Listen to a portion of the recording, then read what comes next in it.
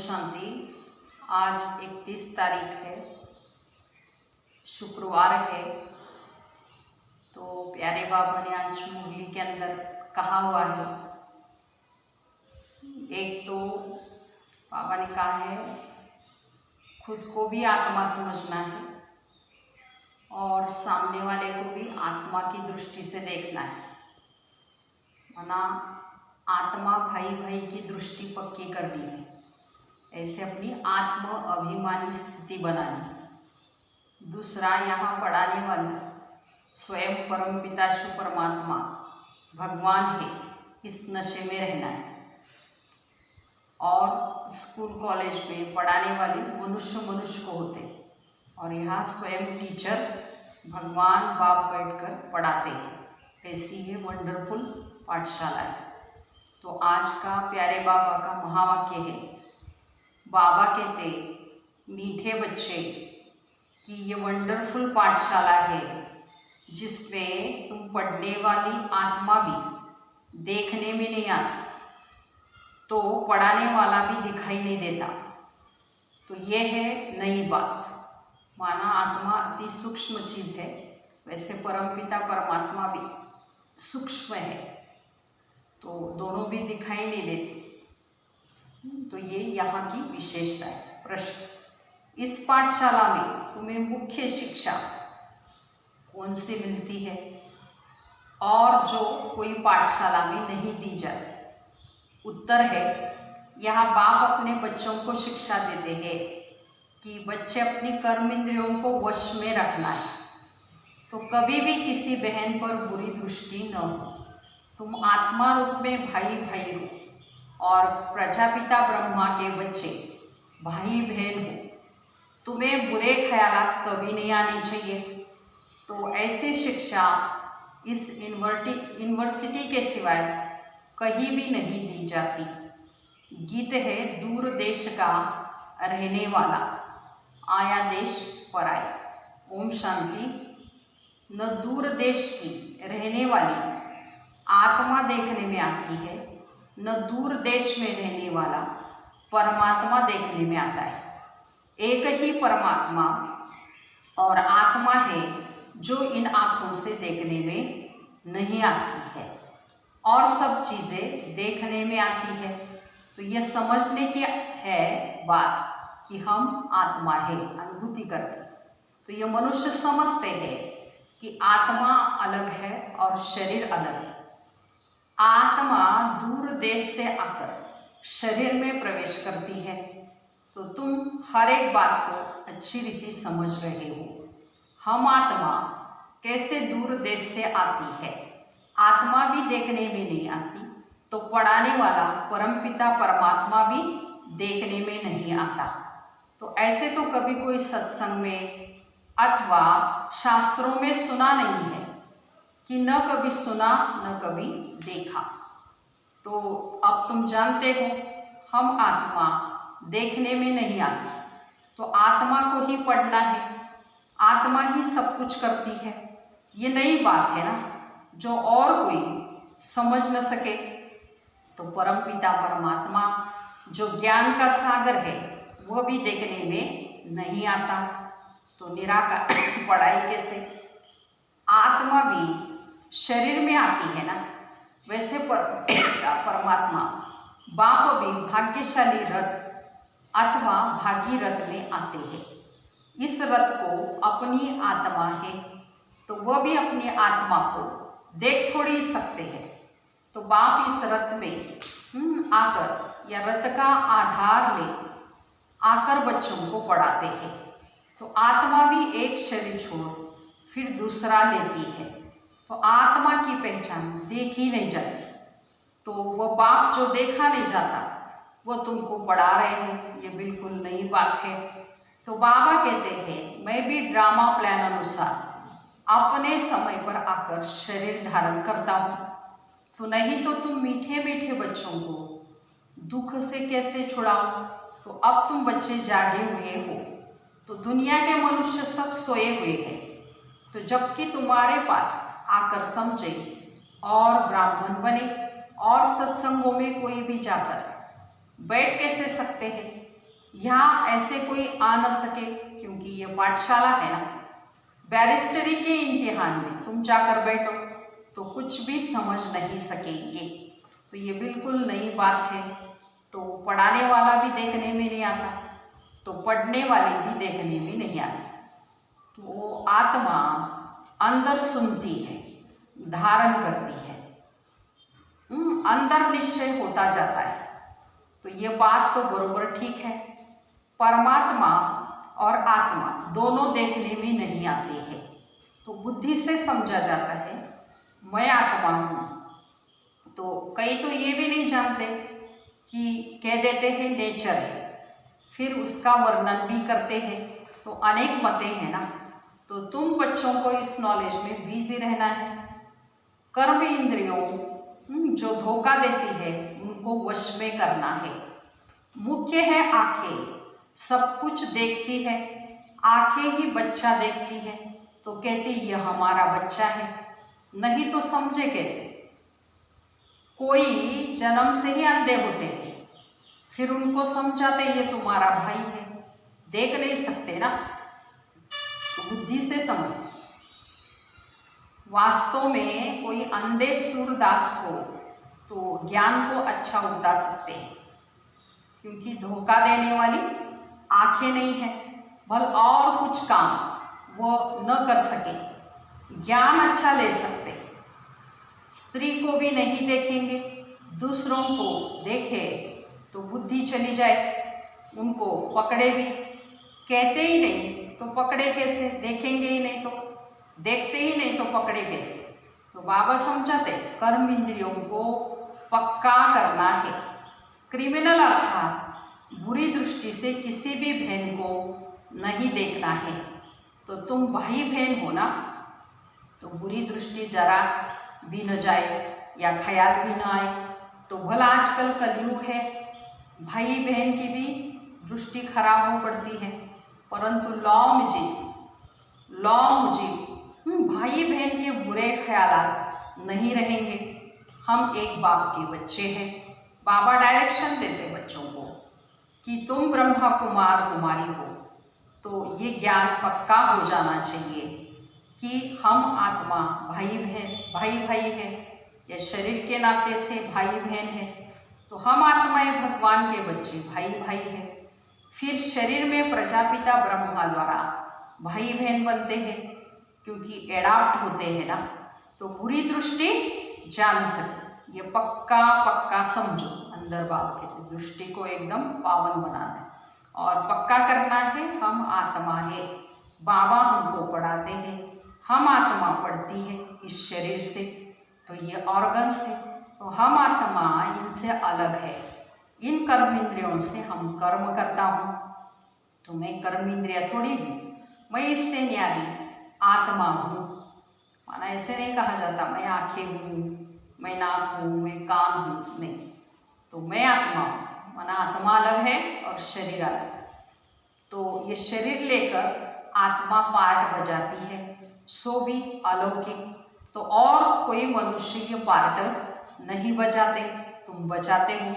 तो घड़ी घड़ी बाबा कहते अपने को आत्मा समझ बाप को याद करना है।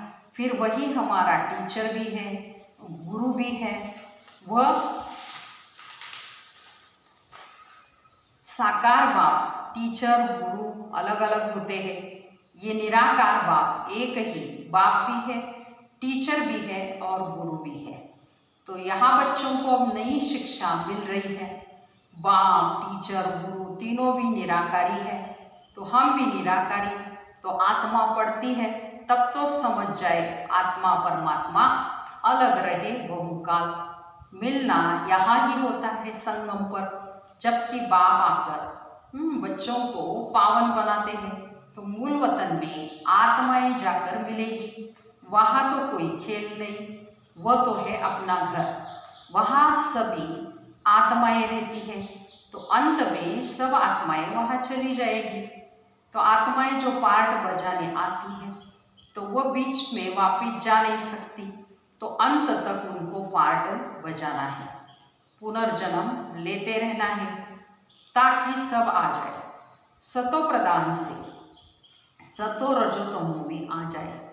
फिर पिछाड़ी में नाटक पूरा होता है तो तमो प्रधान से बच्चों को सतो प्रधान बनना है। बाप सब बातें ठीक समझाते हैं। ज्ञान मार्ग है ही सत्य, तो सत्यम शिवम सुंदरम भी कहा जाता है ना। तो सत्य बोलने वाला एक बाप है। इस संगम पर पुरुषार्थी बनने के लिए ये एक ही सत्य का संग होता है। जब बाप आते हैं तो बच्चों से मिलते हैं, तब उनको ही सत्संग कहा जाता है। माना एक बाप ही ट्रुथ है और वो जब ज्ञान की बातें सुनाते हैं तो उसको ही सत्संग कहा जाता है। बाकी सब है कुसंग, गाया भी जाता है सत्संग तारे कुसंग बोरे। तो कुसंग है रावण का, तो बाप कहते मैं तुमको पार ले जाता हूँ। फिर तुमको डुबोते कौन है, तो वो प्रधान बन जाते हो। तो वो भी बताना पड़े। सामने दुश्मन माया है तो शिव बाबा मित्र है, तो उनको कहा जाता है पतियों का पति। तो ये महिमा कोई रावण की नहीं है। तो सिर्फ कहेंगे रावण है बस और कुछ नहीं। तो रावण क्यों जलाते, वहाँ भी तुम बहुत सर्विस कर सकते हो। कोई भी मनुष्य मात्र नहीं जानते कि रावण कौन है, तो कब आते हैं, क्यों जलाते हैं, ब्लाइंड फेथ है ना। तो तुम बच्चों को समझाने की अथॉरिटी है। तो जैसे वो शास्त्र अथॉरिटी से सुनाते हैं ना, तो सुनाने वाले भी बड़े मस्त होते हैं, पैसे देते रहते हैं, है ना। सुनने वाले भी बड़े मस्त होते हैं, तो सुनकर उनको पैसे देते हैं। संस्कृत सिखाओ, गीता सिखाओ, इसके लिए भी बहुत पैसे देते हैं। तो बाबा समझाते बच्चे तुम कितना waste of time, waste of money करते आए हो, देखो। तो बाबा कहते देखो सब टाइम बर्बाद, मनी बर्बाद। तो तुम्हारे पास जो इस ब्राह्मण कुल के होंगे वो आते रहेंगे, इसलिए तुम प्रदर्शनी आदि करते हो। यहाँ का फूल होगा तो आएगा जरूर। तो ये झाड़ बढ़ता जाता है। तो बाप ने बीज लगाया, एक ब्रह्मा, उनसे फिर ब्राह्मण कुल होता है। तो एक से बढ़ते गए, पहले घर वाले, फिर मित्र संबंधी आस पास वाले आने लगे। फिर सुनते सुनते देखो कितने आ जाते हैं। तो समझते ये भी एक सत्संग है। तो परंतु इसमें पवित्रता की मेहनत है, जिससे ही हंगामा हुआ। तो अब भी होते रहते हैं, इसलिए गालियाँ देते हैं। कहते भगाते थे, पटरानी बनाते थे। तो पटरानी तो स्वर्ग में ही बनेगी ना, तो जरूर यहाँ पवित्र बनाया जाता है ना, बनाया होगा। तो तुम सबको सुनाते हो कि यह महारानी महाराजा बनने के लिए नॉलेज है, नर से नारायण बनने की सच्ची सच्ची कथा। तो तुम सच्चे भगवान से सुनते हो। तो इन लक्ष्मी नारायण को कोई भगवान भगवती कह नहीं सकते। तो परंतु पुजारी लोग नारायण को, चित्र को इतना नहीं मानते जितना कृष्ण को मानते हैं। तो कृष्ण के चित्र बहुत खरीद करते हैं। कृष्ण का इतना मान क्यों है, तो क्योंकि छोटा बच्चा है ना। तो महात्मा से भी बच्चों को ऊंच रखते हैं, क्योंकि महात्माएं तो घर बार आदि सब बनाकर फिर छोड़ते, फिर संन्यास करते। माना महात्मा को बाबा विकारों की नॉलेज है, लेकिन छोटे बच्चे को कोई विकारों की नॉलेज नहीं। कोई बाल ब्रह्मचारी भी होते हैं, परंतु उनको मालूम रहता है काम क्या है, क्रोध क्या होता है। छोटे बच्चों को पता नहीं रहता, इसलिए महात्मा से भी उनको ऊंचा कहा जाता है। इसलिए कृष्ण को जास्ती मान देते हैं। कृष्ण को देख बहुत खुश होते हैं। तो भारत का लॉर्ड कृष्ण है। बच्चियां भी कृष्ण को बहुत प्यार करती है। तो इन जैसा पति मिले, इन जैसा बच्चा मिले। कृष्ण में कशिश बहुत है, तो सतो प्रधान है ना। तो बाबा कहते रहते हैं तो जितना याद में रहेंगे उतना तमो प्रधान से सतो प्रधानता में आते जाएंगे और खुशी भी होगी। तो पहले तुम सतो प्रधान थे तो बहुत ही खुशी में थे, तो फिर कला कमती होती जाती है। तो तुम जितना याद में रहेंगे तो सुख भी इतना ही फील होगा और तुम ट्रांसफर होते जाएंगे, तमो से रजो सतों में आते जाएंगे, तो ताकत, खुशी, धारणा बढ़ती जाएगी। तो इस समय तुम्हारी चढ़ती कला है। सिख लोग भी कहते हैं ना, गाते हैं, चढ़ती कला और तेरे भाने सर्व का भला। तो तुम जानते हो अभी हमारी चढ़ती कला होती है याद से, तो जितना याद करेंगे उतना ऊंच और चढ़ती कला हो जाएगी। संपूर्ण बनना है, चंद्रमा की भी लकीर रह जाती है, तो कला बढ़ते बढ़ते संपूर्ण बन जाता है। तो तुम्हारी भी ऐसे है, चंद्रमा पर भी ग्रहण लगता है तो कह देते हैं दे दान तो छूटे ग्रहण। तुम फट से 5 विकारों का दान दे नहीं सकते हो।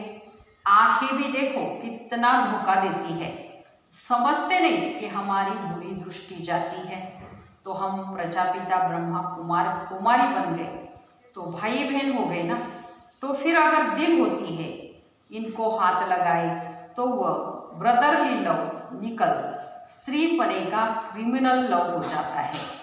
कोई को दिल अंदर खाता है कि हम बाप के बने हैं, तो हमको कोई भी बुरी दृष्टि से हाथ लगा नहीं सकते। फिर भी कहते बाबा हमको ये हाथ लगा, हमको अच्छा नहीं लगता है। बाबा फिर मुरली चलाते हैं कि इससे तुम्हारी अवस्था ठीक नहीं रहेगी। वह मुरली बहुत अच्छी सुनाते हैं, बहुतों को समझाते, परंतु अवस्था नहीं, बुरी दृष्टि हो जाती है। तो इतनी गंदी दुनिया है। तो बच्चे समझते मंजिल बहुत ऊंची है, तो बाप की याद से सेंसिबल हो रहना है। हम ब्रह्मा कुमारी है, हमारा रूहानी कनेक्शन है, ब्लड कनेक्शन नहीं है। तो यूँ तो ब्लड से सब पैदा होते हैं, सतयुग में भी ब्लड कनेक्शन होता है, परंतु वो शरीर योग बल से मिलता है। कहेंगे विकार बगैर बच्चे कैसे पैदा होंगे, तो बाप कहते हैं वह है निर्विकारी दुनिया, और वहाँ विकार होता नहीं। वहाँ भी अगर विकार होते तो वहाँ भी रावण राज हो जाए। फिर यहाँ और वहाँ में फर्क ही क्या रहा, तो यह समझने की बात है। तो बुरी दृष्टि मिट जाना बड़ी मेहनत लगती है। कॉलेजों में बच्चे इकट्ठे पढ़ते हैं, तो बहुतों की क्रिमिनल आय होती जाती है। तो बच्चों को वो समझना है हम गॉड फादरली बच्चे हैं, तो आपस में भाई बहन हो गए। फिर बुरी दृष्टि क्यों रखते हैं, तो सब कहते हैं हम ईश्वर की संतान हैं, आत्माएं तो बहुत निराकारी संतान है। फिर बाप रचते हैं तो जरूर साकारी ब्राह्मण रचेंगे, तो प्रजापिता ब्रह्मा तो साकारी होगा ना। वो हो गई एडाप्टेशन, बोध के बच्चे हैं बाबा के। मनुष्यों को बुद्धि में ये बिल्कुल नहीं आता कि प्रजापिता ब्रह्मा द्वारा बाप सृष्टि कैसे रचते हैं। तो प्रजापिता ब्रह्मा के बच्चे हम सब ब्रह्मा कुमार भाई बहन है। बुरी दृष्टि की बड़ी खबरदारी चाहिए, इसमें बहुतों को दिक्कत होती है। लेकिन ऊंच से ऊंच पद पाना तो मेहनत करनी है ना। बाबा कहते हैं बच्चे पवित्र बनो, इनका भी कोई मानते कोई नहीं मानते, तो बड़ी मेहनत है। मेहनत बिगड़ ऊंच कैसे बनेंगे, तो बच्चों को हमेशा खबरदार रहना है। भाई बहन का आरती है, हम सब एक बाप के बच्चे हैं, फिर बुरी दृष्टि क्यों जानी चाहिए। बच्चे समझते हैं बाबा ठीक कहते हैं, हमारी क्रिमिनल दृष्टि जाती है, स्त्री की भी जाती है तो पुरुष की भी जाती है। मंजिल है ना। नॉलेज तो बहुत सुनाते हैं, परंतु जबकि चलन भी पवित्रता की हो, इसलिए बाबा कहते हैं सबसे जास्ती धोखा देने वाली यह आंखें हैं। मुख भी बाबा कहते हैं मुख भी म्याऊं म्याऊं तब करता है जब आंखों से चीज देखते हैं, है ना, तब दिल होती है ये खाओ। इसलिए कर्म इंद्रियों पर जीत पानी है। माना बाबा सुना रहे सबसे धोखा देने वाली कर्म इंद्रिया आंखें। जब आंखों से कोई चीज देखते हैं तब खाने की इच्छा होती है, फिर चोरी करके भी खाएंगे, है ना, अपनी बलाएं पूरी करेंगे। तो इसलिए बाबा कहते हैं हर एक कर्म इंद्रियों को योग बल से जीतना है।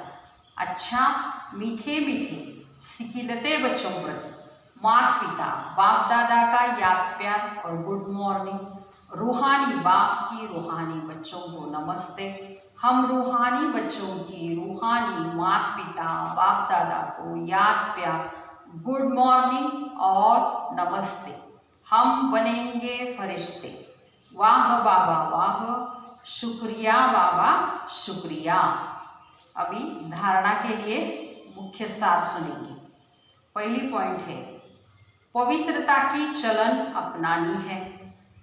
बुरी दृष्टि बुरे ख्यालात समाप्त करने के लिए अपने को कर्म इंद्रियों से न्यारा आत्मा समझना है, आत्मा का पाठ पक्का करना है।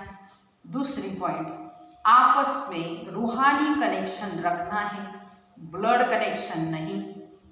अपना अमूल्य टाइम और मनी वेस्ट नहीं करना है। संग दोष से अपनी बहुत बहुत संभाल करनी है। वरदान है, ब्रह्म मुहूर्त के समय वरदान लेने और देने वाले बाप समान वरदानी महादानी भव। विस्तार है, ब्रह्म मुहूर्त के समय विशेष ब्रह्मलोक निवासी बाप ज्ञान सूर्य की लाइट और माइट की किरणें बच्चों को वरदान रूप में देते हैं। साथ साथ ब्रह्मा बाप भाग्य विदाता के रूप में भाग्य रूपी अमृत बांटते हैं। सिर्फ बुद्धि रूपी कलश अमृत धारण करने योग्य हो, किसी भी प्रकार का विघ्न या रुकावट न हो, तो सारे दिन के लिए श्रेष्ठ स्थिति व कर्म का मुहूर्त निकाल सकते हो। क्योंकि अमृत वेले का वातावरण ही वृत्ति को बदलने वाला होता है। इसलिए उस समय वरदान लेते हुए दान दो, अर्थात वरदानी और महादानी बनो।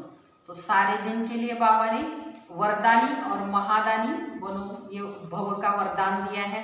तो बाबा ने कहा सारे दिन का सबसे अच्छा समय है ब्रह्म मुहूर्त का।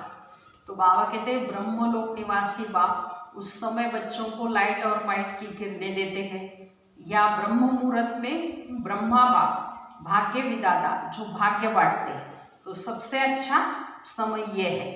तो बाबा कहते हैं उस समय आपको उठकर क्या करनी है, बाबा से ये ताकत लेनी है, शक्तियाँ लेनी है और खुद को भी वरदानी और महादानी बनना है। स्लोगन है, क्रोधी का काम है क्रोध करना और आपका काम है स्नेह देना। ओम शांति।